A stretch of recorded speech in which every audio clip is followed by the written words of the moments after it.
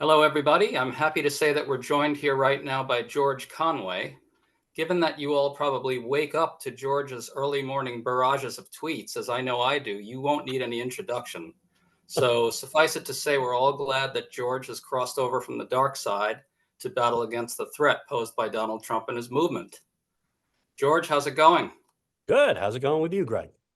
Not bad, thank you. So let's start with what's going on in Manhattan. It seems that some of the hurdles we all Something's going on in Manhattan?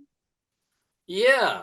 Oh, Apparently, Mike Johnson and J.D. Vance and a whole bunch of other Republicans have discovered this enormous injustice happening, which is the law terrible. is being applied to Donald Trump. Oh, gosh.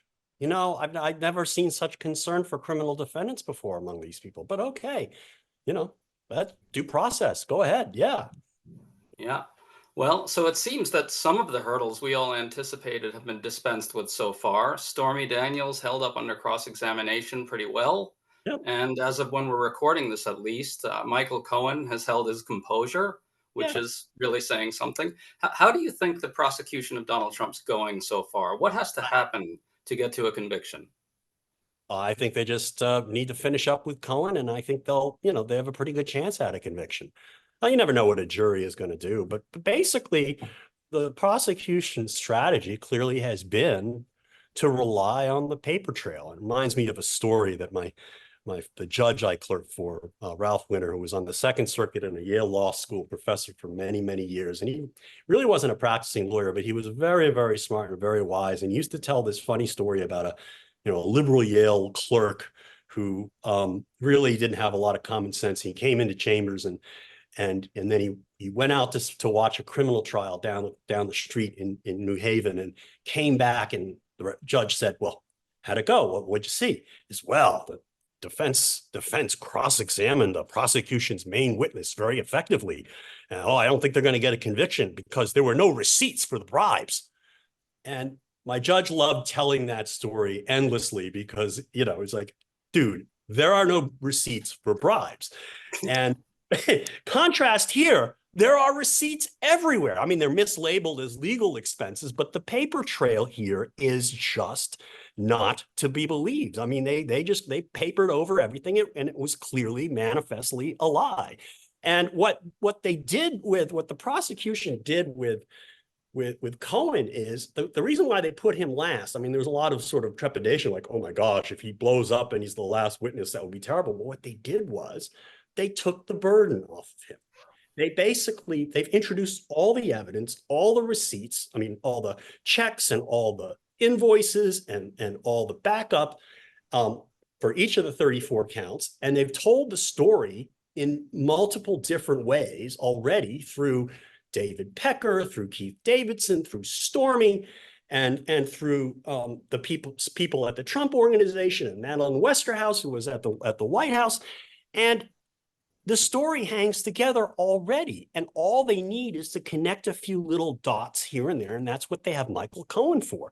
And the fact of the matter is, those dots are not that hard to connect because only the story being told by Michael Cohen makes any sense, which is that Trump knew everything. He was neck deep in all of this. He had the meeting with Pecker in 2015 where they were basically arranged that they would route money through the National Enquirer to buy off women and take their stories off the market.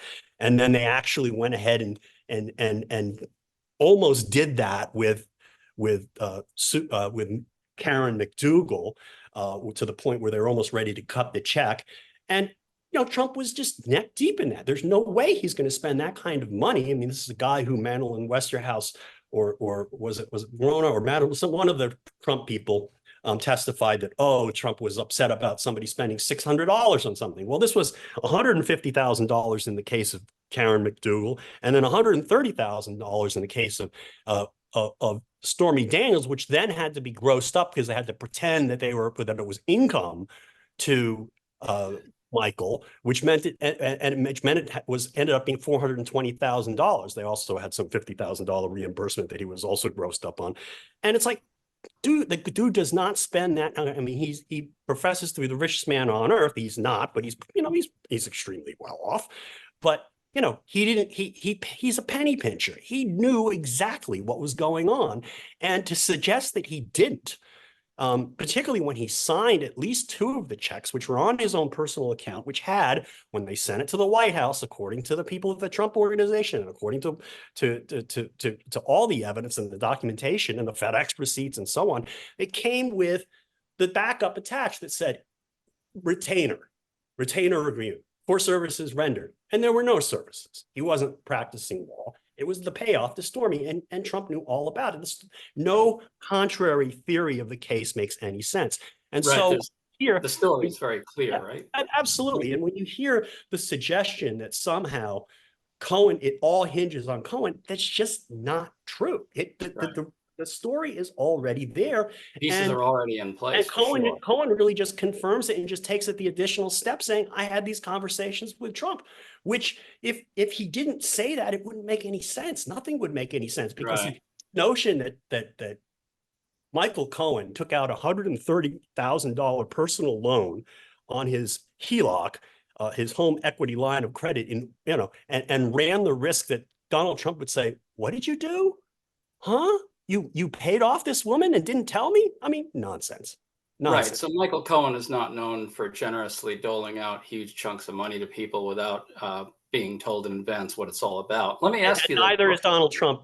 Neither is Donald. Right. Exactly. So a few months ago, though, to go a bit bigger picture, it was kind of possible to survey the scene and say, all right, looks like Trump really might face some legal accountability.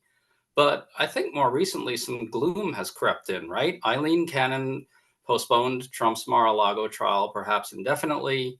The Supreme Court looks more likely to delay Trump's trial for insurrection-related offenses until after the election, although in some scenarios you can see it's still happening, or part of it happening anyway. And now a lot of elected Republicans, as we said earlier, including House Speaker Mike Johnson, have joined with Trump to attack the Manhattan trial as illegitimate.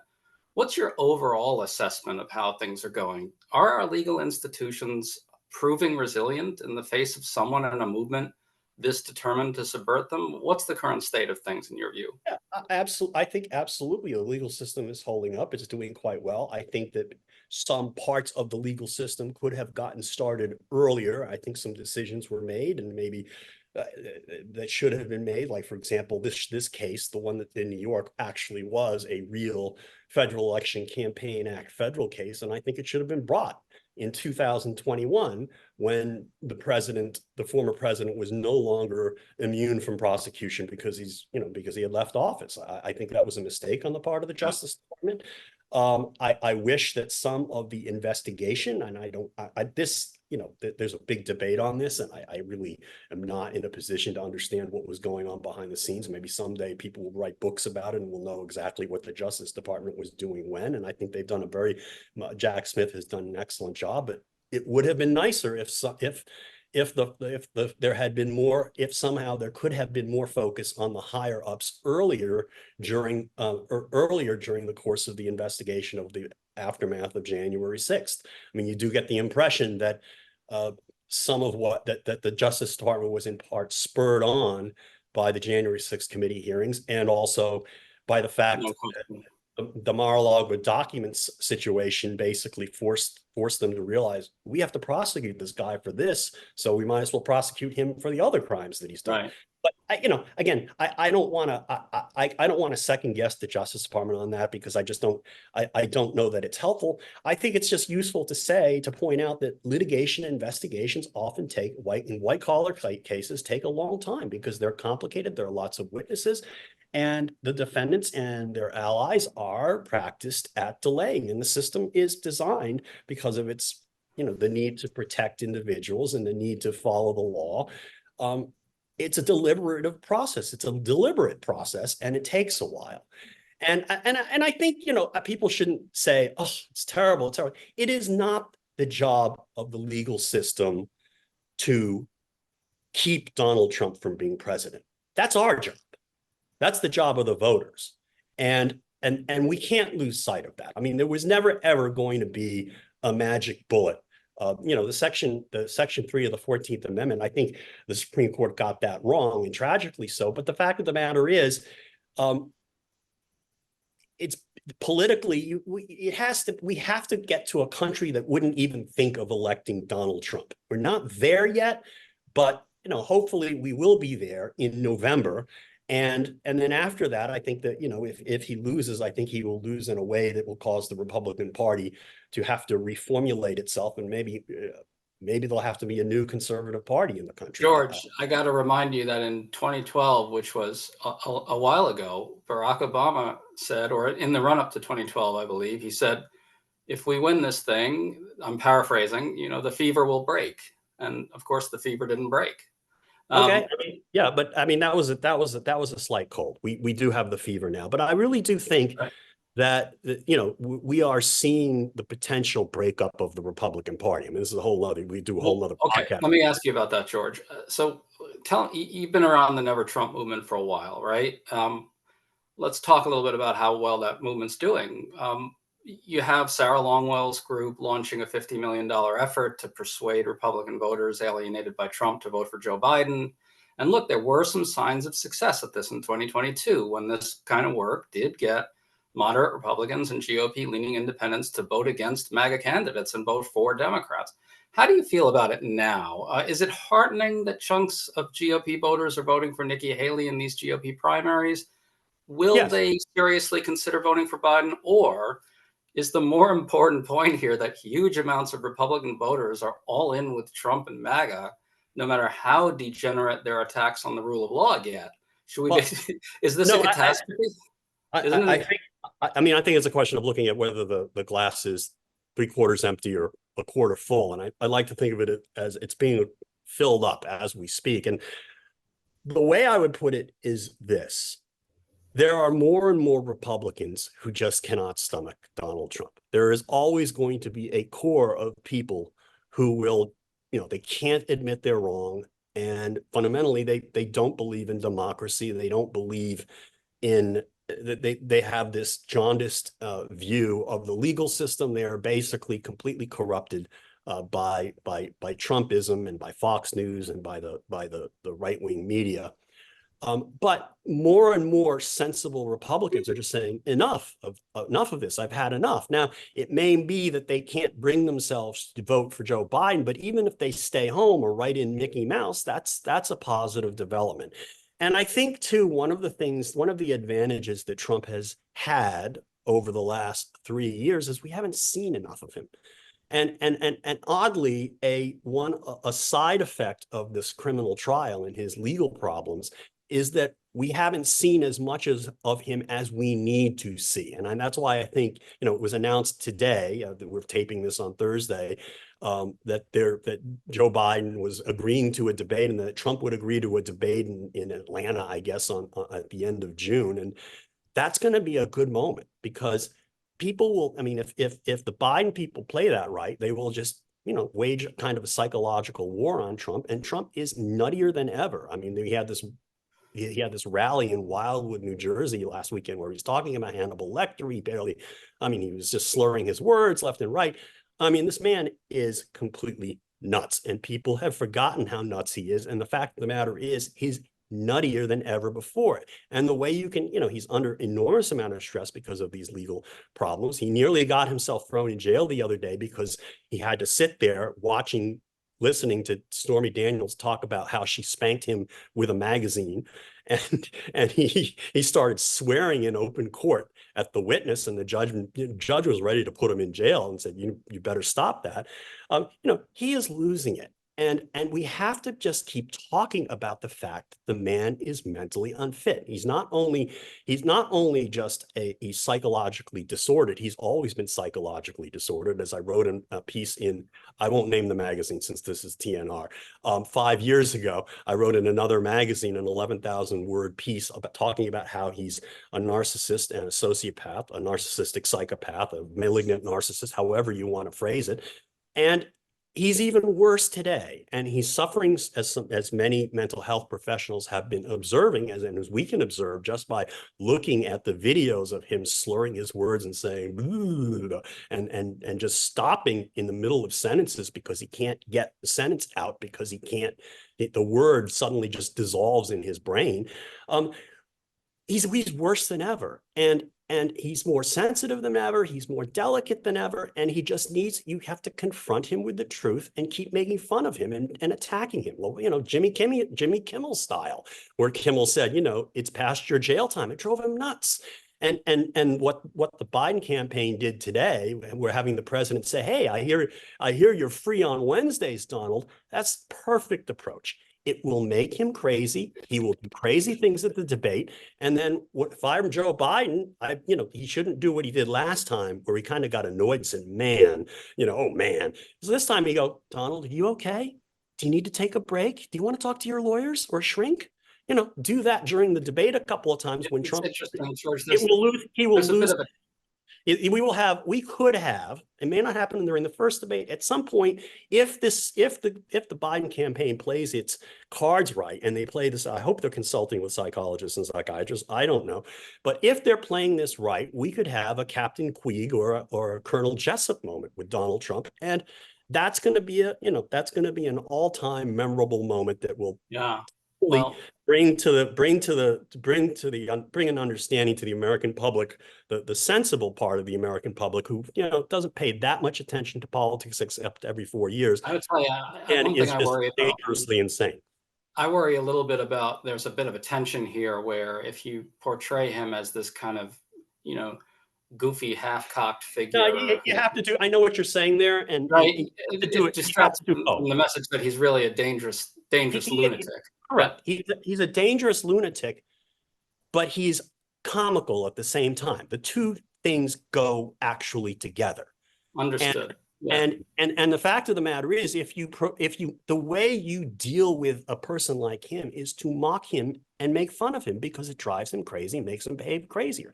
The other effect that it has, I believe, and this is an untested proposition, but one of the reasons why so many Republicans love Trump is that he pisses off the liberals. He pisses off people like you. He pisses off people like who are watching this video.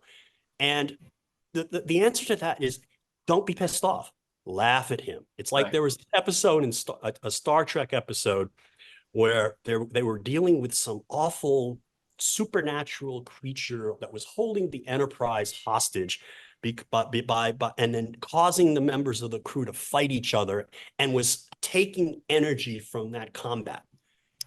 And then Captain Kirk and Mr. Spock realized that if they just laughed at this supernatural creature and just got everybody to laugh at them, the power, it shriveled away. And that is kind of how I view Donald Trump. He has to be mocked and attacked, but you have to do it with a smile. But you can say at the same time, this man is crazy. You don't want him with his finger on the button. And that's not a hard, it's a balance that the can be seriousness and the humor at the same time can go together. Now, let me ask you, you've been around the conservative movement, and especially the conservative legal movement, a long time. I mean, what does it mean that people like Mike Johnson, who are also members of the conservative legal movement going way back, right, are all in? Well, let me ask you this. Are all in with Trump and trying to help him overturn his 2020 loss and protecting him from accountability for that, and then attacking the rule of law as it's being applied to Trump in Manhattan? Do these tendencies look to you, as someone who's largely broken with that movement, as something that has kind of long been endemic to the conservative movement, both legal and otherwise, as something that never Trumpers should have seen was there all along, or not? I don't think it was there all along, because if you talk to the Reaganites who started the Federalist Society, most of them, they're kind of aging out already. They're probably 65 to 70. They're just appalled. And I know a lot of them, I know a lot of these people, they're out of politics, they're practicing law, or they're retired, and they're like, they can't believe this is happening. And so there are sort of multiple generations and multiple iterations of the conservative legal movement, and it has never been completely monolithic. Even in the Reagan years, you had people who were really, more libertarian. You had national security hawks. I'm not talking generally in the Republican Party. You had some people who, you had some people on the Christian right, but it was, at that point in time, it was about religious liberties, or it was about, lowering regulations. It was like normal Republican things that I, a lot of things I would still be for if we had a normal political environment. But what happened was it got co-opted by, by a very, very virulent movement of people who really didn't care about principles. They only cared about power. They only care about grift. They only care about forcing their views upon other people instead of allowing, basically the free market of ideas or the free market economy to decide things. They are every bit as central, they believe every bit of as much in centralization as the people that, the conservative legal movement in the 80s thought they were combating. For example, Okay. nationalizing the rules on abortion. I mean, I guess what troubles me is you see things like the Heritage Foundation kind of flipping over and going mostly full MAGA. You see people like Mike Johnson signing on to this brief that, that in the Texas case, which really essentially sought to cancel tens of millions of votes that weren't for Donald Trump. And I just wonder whether we need to talk more about the role of kind of more endemic qualities in the movement leading to this moment. I mean, I agree with that. I mean, I absolutely agree with that. I think there is a sickness that has affected the entire right. It's a combination of authoritarianism and grift, and it has affected the people in the conservative legal movement. But that being said, there are a lot of lawyers who are stretched, want to see something different, which is why I formed a group in 2018, and now we're sort of on our version 2.0. We call it now the Society for the Rule of Law, and just we're trying to, there's a thirst for a refreshed view of conservative constitutionalism and constitutionalism generally that basically is what we thought we were getting 30 or 40 years ago. And the first most essential thing is belief in the rule of law, applying rules fairly, equally, and including applying the rules to a president, the laws to the president of the United States or a former president of the United States. Well, speaking of people who have integrity in the movement, last question, George, is there a back channel movement underway to get Liz Cheney to endorse Joe Biden? What are the prospects for that happening? Look, I think if you look at what the statements that she has made, okay, I think there's no question she's all in for Biden. And I think at an appropriate moment, I think she's not going to be one of these people who, like John Bolton, who to his great credit, basically tells the truth about Donald Trump, about Trump being a laughingstock among the world and being completely incompetent and being completely self-absorbed, then says, well, I can't vote for Biden either, so he'll write in something like who's a Watsy, as he did 4 years ago. I don't know who he wrote in, but I think from what I have heard from Liz is she believes the choice is binary. And I think at the end of the day, at the right moment, I predict she will make a full-throated endorsement of Joe Biden, and that will happen. Well, there you go. And if that happens, right, you could see a number of voices doing that, and it could really have an effect. I think it's a little too early for that. I think it's too early. I mean, it is a binary choice, really. So right. It can't be dodged. Well, listen, George, good times. Good to talk to you. I hope you're right about all that. We'll see. We can be either that or I'll be podcasting from Guantanamo. We'll see. Well, I'll be listening if you are, George. They might pull the cord. Yeah, I may be there with you. Oh, you'll get a better cell. Probably. Thanks, George. Thanks for coming on with us.